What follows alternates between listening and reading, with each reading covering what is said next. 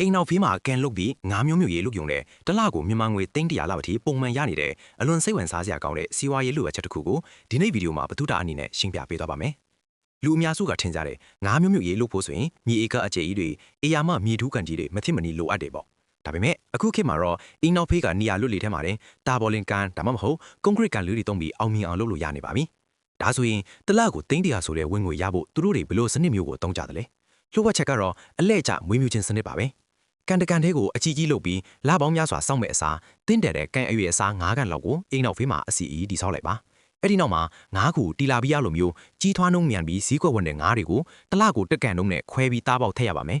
ရေအရည်သွေးကိုစနစ်တကျထိမ့်သိမ့်မယ်အာဟာရပြည့်ဝတဲ့အစာတွေကိုအချိန်မှန်ကျွေးသွားမယ်ဆိုရင်ငါးတွေအား9လဝန်းကျင်မှာဈေးကွက်ဝင်အရွယ်အစားကိုအပြည့်အဝရောက်ရှိလာမှာပါ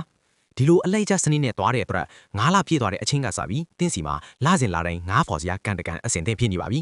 ကန်တကန်ကနေငါးပိတ်ထအချိန်ထောင်ကြီးထရှိတဲ့အတွက်ဈေးကွက်ကိုတိုက်ရိုက်ဖောက်ပြီးရောင်းချမယ်ဆိုရင်တလကိုအသားတင်အမြတ်သိန်းတလဲဆိုတာလုံးဝကိုလက်တွေ့ကျတဲ့ဝင်ငွေတစ်ခုဖြစ်လာပါတယ်။စီးပွားရေးတစ်ခုကိုစတင်ဖို့အရေးအကြီးဆုံးကအရင်းနှီးကြီးကြီးမားမားနဲ့စတင်ဖို့မဟုတ်ပါဘူး။ရှိတဲ့နေရာလေးကနေနီးစနစ်မှန်မှန်နဲ့ဇွဲရှိရှိလှုပ်ဆောင်သွားဖို့ပါပဲ။မိတ်ဆွေတို့ရောကိုယ့်အိမ်နောက်ဖေးမှာဒီလိုစီးပွားရေးလေးဆန်းလုပ်ကြည့်ချင်လား။အလုပ်တစ်ခုစဖို့အတွက်သိန်းထောင်ကြီးရင်းနှီးစရာမလိုပါဘူး။ကို့မှာရှိတဲ့အရင်းနှီးသေးသေးလေးကိုအခုကျွန်တော်ပြောပြခဲ့တဲ့မှန်ကန်တဲ့နီးစနစ်တီးကြတဲ့စီမံခန့်ခွဲမှုတွေနဲ့ပေါင်းစပ်လိုက်ရင်အိမ်နောက်ဖေးခြံဝင်းလေးတွေကနေလေကိုမိသားစုကိုခေါင်းမောပြီးထားနိုင်တဲ့ခိုင်မာတဲ့စီးပွားရေးတစ်ခုဖြစ်လာနိုင်ပါလေ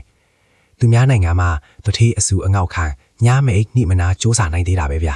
ကိုမြေကိုစီကိုမိသားစုအနားမှာကိုပိုင်အလုပ်လေးတစ်ခုကိုဒီထပ်ပို့ပြီးစ조사နိုင်မှာအသေးချပါပဲ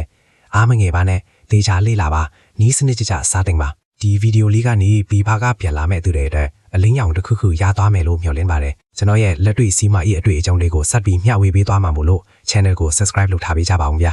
အားလုံးပဲအောင်မြင်တဲ့ဘဝပိုင်ရှင်တွေဖြစ်ကြပါစေ